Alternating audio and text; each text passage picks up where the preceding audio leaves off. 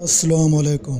M J voice میں ایک بار پھر سے خوش آمدید۔ اس ویڈیو میں ہم اللہ تعالیٰ کی شان کے بارے میں کچھ قرآنی آیات کا حوالہ دیں گے، جن میں ہم آپ لوگوں کو بتائیں گے اللہ تعالیٰ کی ذات کتنی بڑی رحیم اور رحمت کرنے والی ہے، اور تمام جہانوں کا پیدا کرنے والا ایک اللہ ہے، اور وہی عبادت کا مستحق ہے، اس کے سوا کوئی معبود نہیں ہے۔ وہ یہ حقیقت ہے جس کی دعوت نہ صرف رسول اللہ صلی اللہ علیہ وسلم نے ساری امت کو دی، بلکہ پچھلے تمام انبیاء علیہ السلام کی دعوت اور آسمانی شریعتوں کا اصل محور بھی یہی وحدانیت کی تعلیم رہی ہے۔ رسول اللہ کے لائے ہوئے دین اسلام کی اصل اساس بھی یہی وحدانیت ہے، یعنی اللہ کو ایک مانا جائے اور اس کے ساتھ کسی غیر کو شریک نہ کیا جائے۔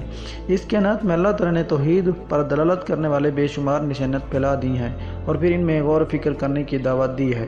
سورۃ البقرہ کی آیت نمبر 164 کا مفہوم ہے، بلا شبہ آسمانوں اور زمینوں کے پیدائش میں، رات و دن کے ہیر پھیر، ایک دوسرے کے بعد آنے جانے میں، ان کی کشتیوں اور جہازوں میں جو آسمانوں کے فائدے کی چیزیں لے کر سمندروں میں چلتے پھرتے ہیں، بارش کے پانی میں جسے اللہ آسمان سے برساتا ہے، پھر اسے مردہ زمین کو زندگی بخشتا ہے، اور زمین میں ہر قسم کے جاندار مخلوقات کو پھیلاتا ہے، ہواؤں کی گردش میں، اور ان بادلوں میں جو آسمان اور زمین کے درمیان تابع فرما بنا کر رکھے گئے ہیں۔ بے شمار نشانیاں ہیں ان لوگوں کے لیے جو عقل سے کام لیتے ہیں اور غور فکر کرتے ہیں۔ اس آیت میں اللہ تعالیٰ نے اپنی جن نشانیوں میں عقل مندوں کو غور فکر کرنے کی دعوت دی ہے، ان میں سب سے پہلے زمین اور آسمان کی پیدائش کا ذکر ہے۔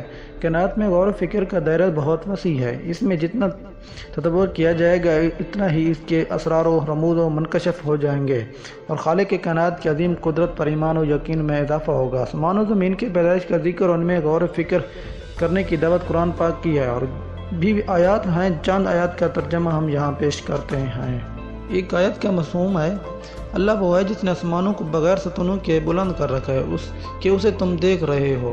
ہر شخص اپنی آنکھوں سے ہر روز ہر لمحہ اس بات کا مشاہدہ کرتا ہے اور کر سکتا ہے کہ اس کے سر پر یہ بلند و بالا آسمان چھت کے مانند بغیر کسی ستون کے قائم ہے۔ کیا دنیا میں آج تک کسی انسان نے ستون کے بغیر کوئی عمارت قائم کی، اور کیا عقل انسان نے اس کا تصور کر سکتی ہے، اور کیا ایسا ممکن بھی ہے؟ لیکن اللہ کی قدرت کا یہ عظیم شاہکار کیا ہے، اس بات کی دلیل نہیں کہ اس کا کوئی پیدا کرنے والا ہے، اور وہ بہت بڑی قدرت اور طاقت والا مالک ہے۔ کہ اللہ کے بارے میں تمہیں شک ہے جو آسمانوں اور زمینوں کا پیدا کرنے والا ہے۔ اے لوگوں، اپنے اس رب کی عبادت کرو جس نے تمہیں اور تم میں سے پہلے کے لوگوں کو پیدا کیا تاکہ تم پرہیزگار بن جاؤ، جس نے تمہارے لیے زمین کو فرش اور آسمان کو چھت بنایا، آسمان سے بارش کو برسایا، پھر اس سے تمہاری روزی کے لیے پھر نکالے پھل جنہیں تم کھاتے ہو اور جانتے ہو بوجھتے ہو، اللہ کے لیے شریک مقرر نہ کرو۔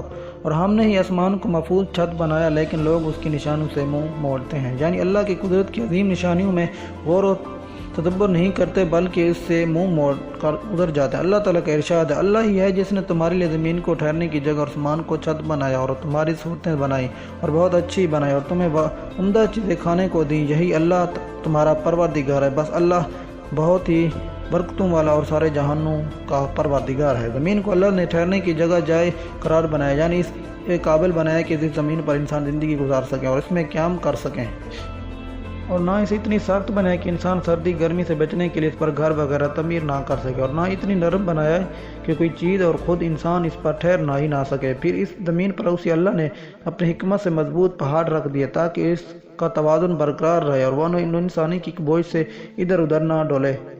اس نے زمین میں پہاڑ گاڑ دیے تاکہ تمہیں لے کر نہ ہلے، اور نہریں اور راہیں بنا دیں تاکہ تم منزل مقصود کو پہنچو، اور بھی بہت سی نشانیاں مقرر فرمائیں، اور ستاروں سے بھی لوگ راہ حاصل کرتے ہیں۔ تو کیا جو پیدا کرتا ہے اسے جیسا سے جو کوئی پیدا نہیں کر سکتا، کیا تم بالکل نہیں سوچتے؟ آسمان قدرت الہی کا اس اعتبار سے بھی مظہر ہے کہ وہ نہایت بلند ہے، اس کی بلندی کا صحیح ادراک انسانی عقل شاید نہ کر سکے۔ اس نیلگوں آسمان کے نیچے بے شمار کواکب اللہ کے حکم سے گردش کر رہے ہیں۔ کرہ ارض پر انسانی زندگی کی بقا اور اس کی منفعت کے پیش نظر چاند، سورج دو اہم سیارے ہیں جن کے گردش سے لیل و نہار اور سال کے موسموں کی تبدیل و واقع ہوتی رہتی ہے۔ ان بے شمار نشانیوں کی بدولت انسان کو چاہیے کہ اللہ تعالیٰ کے ساتھ کسی کو شریک نہ ٹھہرایا جائے اور صرف اللہ کی عبادت کی جائے۔ امید کرتا ہوں آپ کو یہ آج کی ویڈیو پسند آئی ہوگی۔ اگر آپ کو یہ ویڈیو اچھی لگی ہے تو ہمارے چینل کو سبسکرائب کریں، ویڈیو کو لائک اور شیئر ضرور کریں۔ Thanks for watching this video. اللہ حافظ۔